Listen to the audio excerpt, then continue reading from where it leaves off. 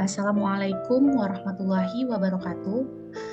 Hai teman-teman semuanya, pada kesempatan kali ini kami dari kelompok 5 akan mempresentasikan hasil lembar kerja jawaban kami tentang sistem syaraf. Pada diskusi kita pada hari ini, kita hanya berdiskusi santai tentang tanya jawab pada kali ini. Kepada teman-teman diperbolehkan untuk kritik dan saran jika terdapat kesalahan pada jawaban kami. Sebelumnya, izinkan saya untuk memperkenalkan diri terlebih dahulu. Nama saya Naziha Amanda dan teman-teman saya.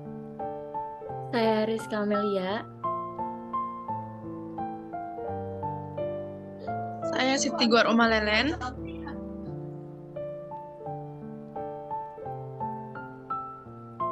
Saya Rizkia Ifti Putri. Saya Zulfa Nadia. Baik, terima kasih kepada teman-teman saya yang sudah memperkenalkan dirinya masing-masing. Untuk memanfaatkan waktu yang ada, mari kita diskusi tentang sistem saraf. Yang pertama, ada bagian-bagian dari saraf, yaitu ada badan sel saraf yang berfungsi untuk pengendalian seluruh aktivitas neuron. Fungsi dari badan sel ini adalah menerima rangsangan dari dendrit ke akson. Dendrit sendiri berfungsi untuk menghantar impuls ke sel tubuh. Akson, neurotransmitter, inilah yang nantinya akan menyampaikan impuls saraf ke bagian sinapsis. Berikutnya ada selubung myelin, pelindung akson yang berisi lemak berwarna putih, kekuningan, dan bersegmen. Yang kelima ada nodus Ranvier, yaitu mempercepat transmisi impuls pada akson. Yang keenam ada encephalons atau otak, yaitu sistem saraf pusat, yaitu pengelolaan informasi, pengendalian motorik, persepsi sensorik, pemrosesan emosi, dan fungsi kognitif lainnya. Yang ketujuh ada medula spinalis, yaitu penghantaran sinyal saraf antara otak dan bagian-bagian tubuh serta pengaturan refleks sederhana. Yang ke-8 ada saraf somatik, yaitu mengendalikan gerakan gerakan sadar pada otot rangka dan membawa informasi sensorik ke SSP. Berikutnya yang ke-9 ada saraf simpatik, yaitu mengatur respon fight or flight, yaitu berjuang atau berlari. Meningkatkan denyut jantung, merelaksasikan saluran udara, dan menghambat sistem pencernaan. Berikutnya ada saraf parasimpatik, yaitu menstabilkan tubuh setelah respon fight or flight, mengurangi denyut jantung, meningkatkan aktivitas pencernaan, dan merelaksasikan tubuh.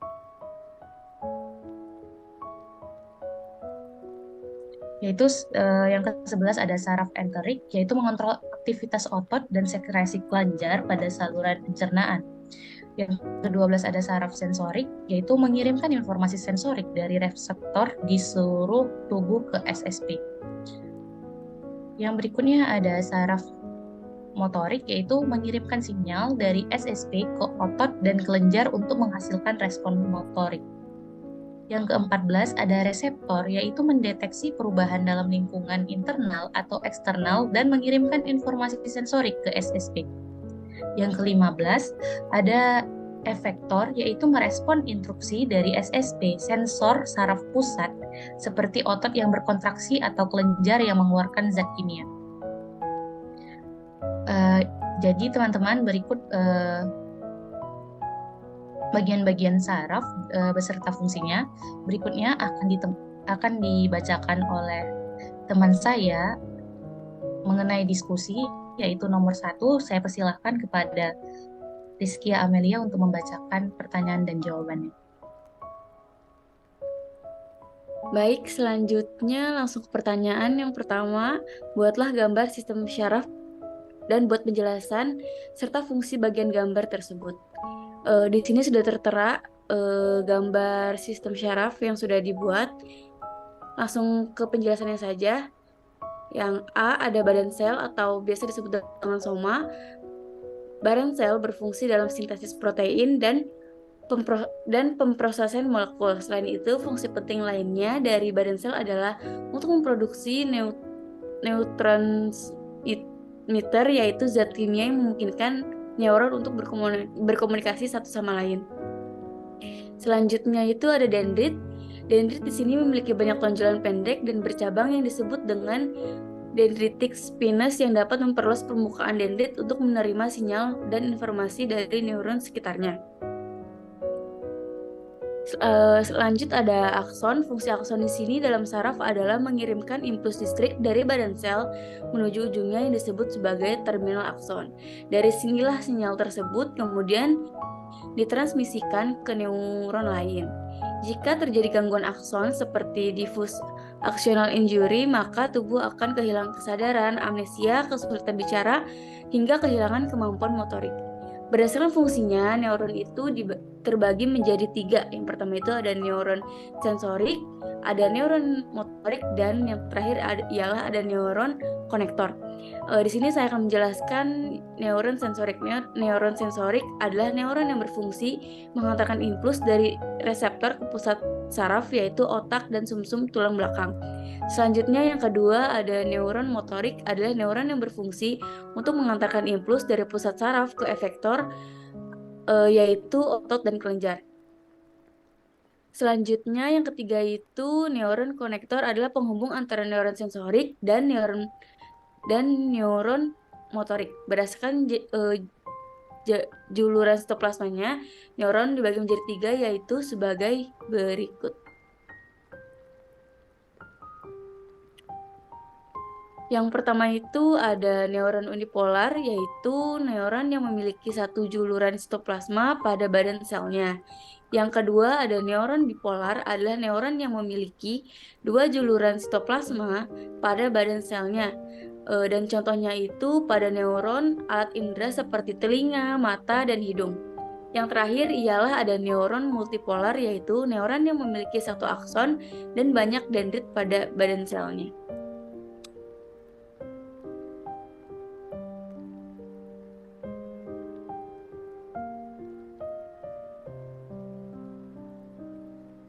Baik, terima kasih kepada Rizky Amelia yang sudah membacakan. Jadi teman-teman bisa kita lihat yaitu dendrit. Di sini dia seperti cabang-cabang. Ini badan selnya, inti sel, dan ini akson yang seperti menjalar dan terminal akson sampai di ujungnya. Seperti itu. Lanjut ke nomor 2 kepada Rizky Putri, saya persilahkan. Oke, di nomor 2 ini Anda mengenal sistem saraf pusat dan saraf tepi, beri penjelasan terhadap perbedaan penamaan tersebut. Sistem saraf pusat terdiri dari otak dan medula spesialis, yang dimana dilindungi tulang eranium dan kanal vertebral yang bertanggung jawab atas pengendalian dan pengolahan informasi tubuh pada manusia. Sedangkan sistem saraf tepi atau saraf perifer itu adalah semua saraf yang dimana meliputi seluruh jaringan saraf yang berada dalam tubuh yang ada di luar otak dan sumsum tulang belakang, yang dimana terhubung dengan organ-organ tubuh manusia. Nah, untuk mengirimkan sinyal antara organ tersebut dan sistem saraf pusat, sistem saraf tepi terdiri dari saraf kranial dan saraf spinal yang menghubungkan otak dan medula spinalis dengan reseptor dan efektor. Secara fungsional, saraf tepi itu dibagi menjadi 2. Ada saraf aferen atau sensori dan saraf eferen atau motorik.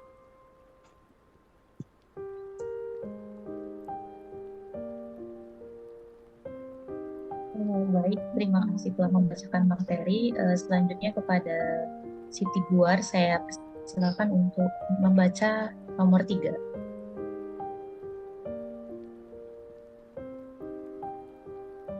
Baik, yang ketiga itu bacalah materi tentang fungsi sistem saraf dan tuliskan kembali dengan kalimatmu sendiri tentang fungsi sistem saraf tersebut.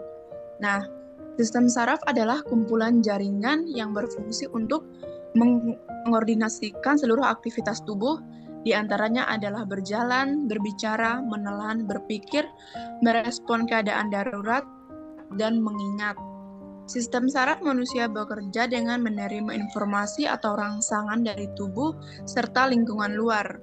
Lalu, informasi tersebut akan diproses untuk mengirimkan instruksi ke seluruh tubuh serta memicu reaksi, seperti menggerakkan otot, bernapas, merasakan sakit, dan lain sebagainya.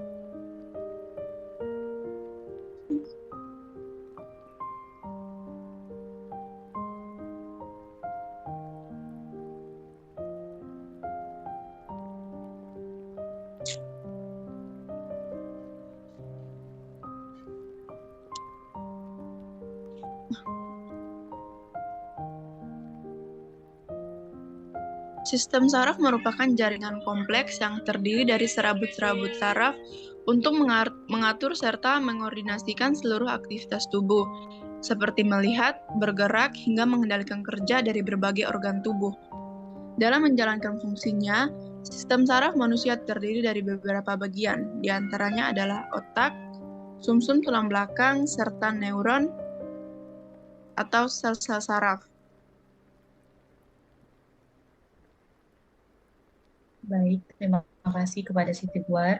Selanjutnya materinya akan dibacakan oleh Zulfa Nadia. Kepada Zulfa Nadia, saya persilakan.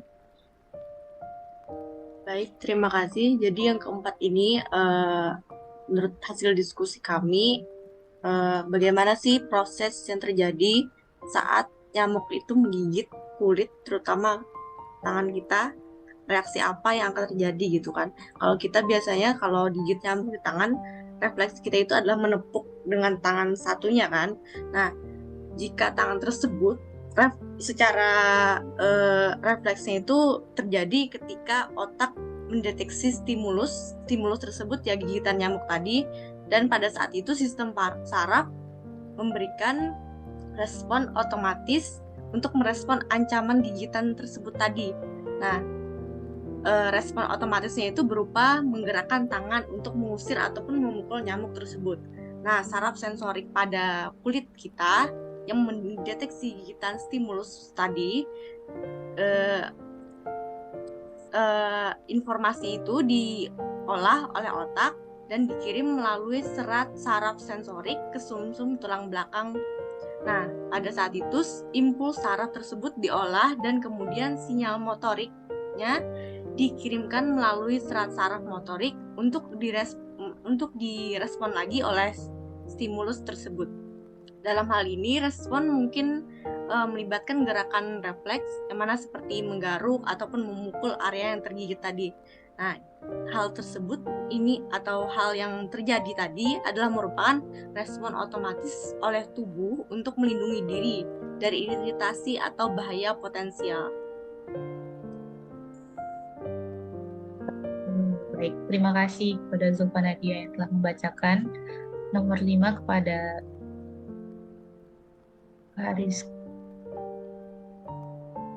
Rizka Amelia, saya persilakan untuk membaca.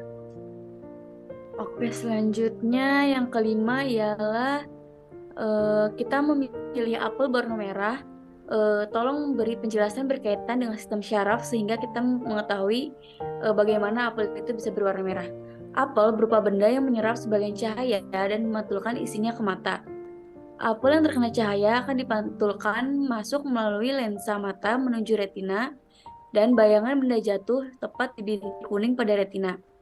Rangsangan cahaya yang diterima retina akan diteruskan oleh syaraf penglihatan ke pusat penglihatan di otak untuk diterjemahkan sehingga tumbuhlah warna atau bentuk benda tersebut.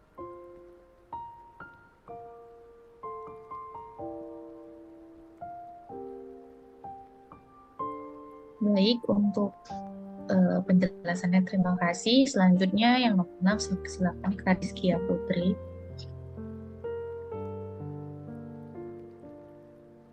Ya, di soal selanjutnya itu selain neuron ada yang disebut sel neuroglia yang dimana diantaranya ada astrosit, oligodendrosit, neuroglia. Apa sih sih dari ketiga tersebut itu? Jadi, sel-sel neuroglia atau glia merupakan sel-sel penting dalam sistem saraf yang mendukung dan melindungi sel-sel saraf atau neuron. Berikut peran dari masing-masing yang dimana tadi disebutkan sel astrosit, oligodendrosit, dan mikroglia. Yang pertama, astrosit. Nah, sel ini tuh berperan dalam menyediakan dukungan struktural pada neuron dengan menyokongnya secara fisik. Astrosit itu juga terlibat dalam penyediaan nutrisi, pemindahan sinyal kimia antara pembuluh darah dan neuron, serta membersihkan zat-zat berbahaya dari lingkungan sekitar neuron. Selanjutnya ada oligodendrosit, yang dimana sel ini itu bertanggung jawab dalam pembentukan dan pemeliharaan lapisan mielin di sekitar akson neuron di sistem saraf pusat, atau kalau disingkat SSP. Lapisan mielin ini berfungsi sebagai isolator listrik yang dimana mempercepat transmisi impuls saraf dan melindungi akson dari kerusakan. Yang terakhir yaitu mikroglia, yang dimana sel penjaga atau sel kekebalan di dalam otak dan sistem saraf pusat.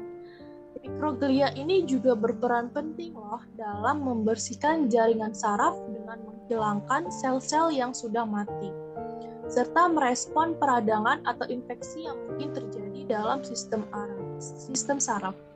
Keberadaan ketiga jenis sel neuroglia tersebut itu sangat penting karena mereka tidak hanya pendukung kesehatan neuron, tetapi juga menjaga lingkungan yang optimal bagi fungsi sistem saraf secara keseluruhan.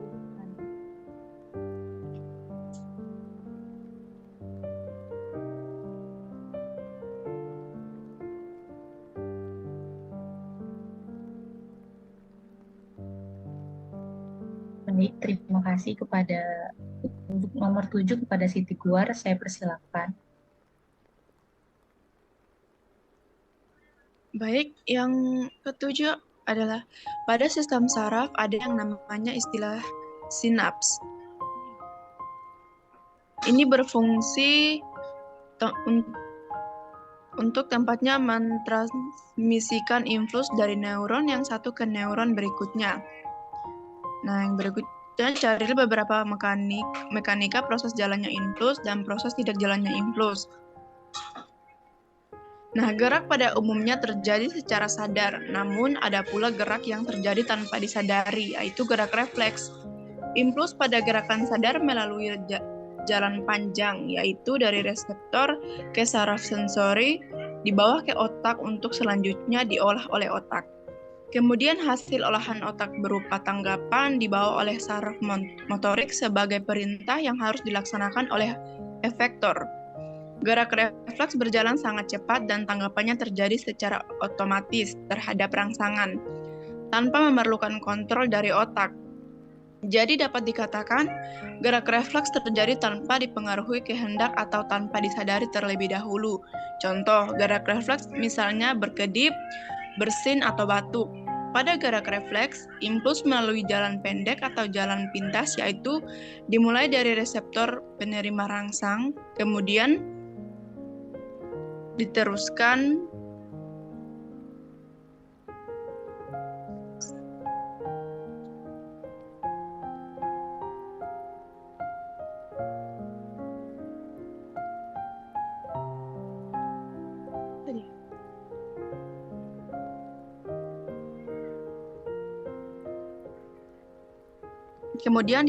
oleh saraf sensori ke pusat saraf, diterima oleh sel saraf penghubung atau asosiasi.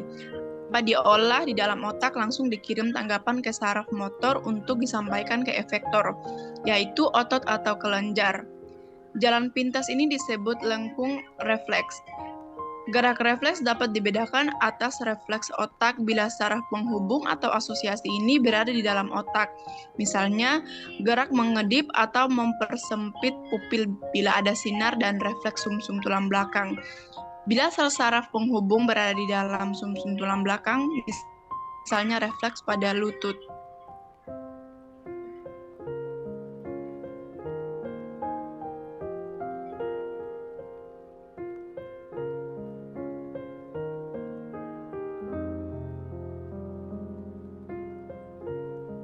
Baik, berikutnya terima kasih saudari keluar. Berikutnya yang nomor 8, ada istilah sistem saraf pusat dan sistem saraf tepi. Apa alasan sehingga ada perbedaan penamaan tersebut?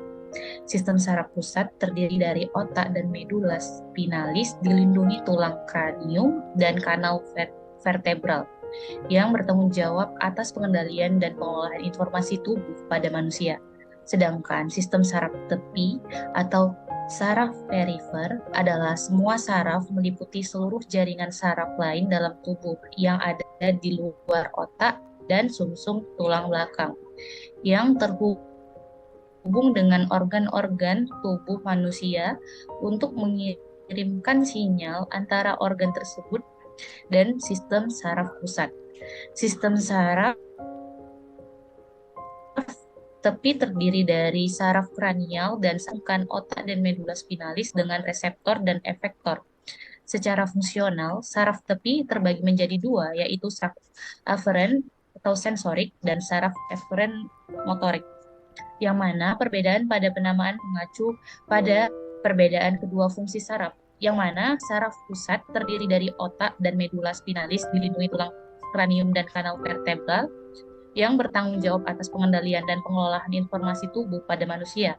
Sedangkan sistem saraf tepi, semua saraf meliputi seluruh jaringan saraf lain dalam tubuh yang ada di luar otak dan sumsum tulang belakang yang terhubung dengan organ-organ tubuh manusia untuk mengirimkan sinyal antara organ tersebut dan sistem saraf pusat.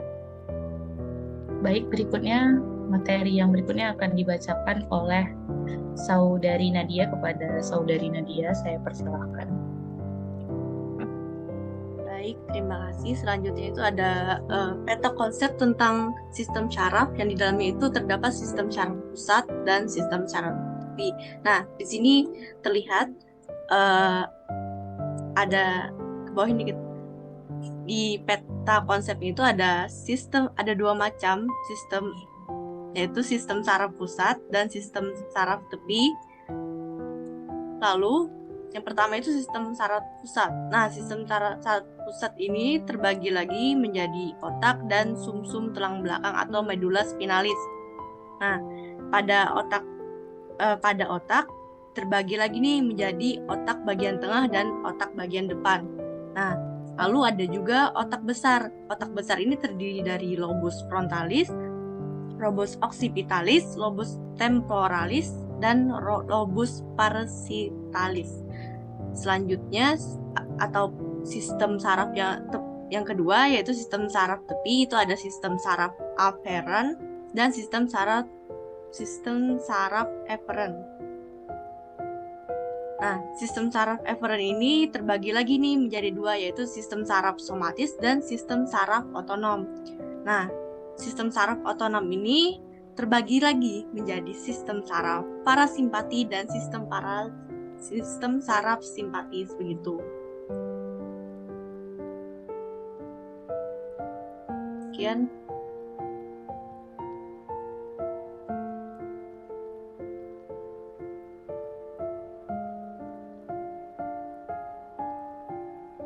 Baik, terima kasih kepada teman-teman sekalian yang telah membacakan pertanyaan-pertanyaan yang tentang sistem saraf.